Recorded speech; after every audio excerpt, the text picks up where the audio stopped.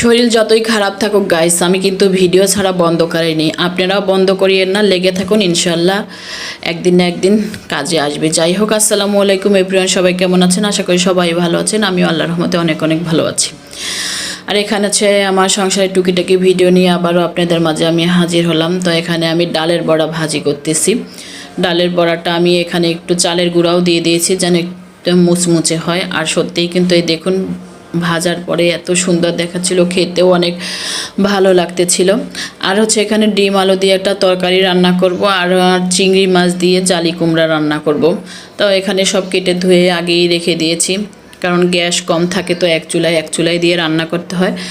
এখন আমি জালি কুমড়াটা রান্না করব, চিংড়ি মাছ দিয়ে দেবো এখন। আর চিংড়ি মাছটা আমি ভালো করে ভেজে নেব আগে। একটু আপনাদের একটা টিপস শিখাই দিই, চিংড়ি মাছটা ভালো করে ভেজে নিলে কি হয়, তরকারিটা খেতে ভালো লাগে। তো চিংড়ি মাছ দিয়ে অন্য যে রকমের মশলা দেওয়ার দরকার দিয়ে ভালো করে কষিয়ে এই যে আমি জালি কুমড়াটা বসাই দিছি।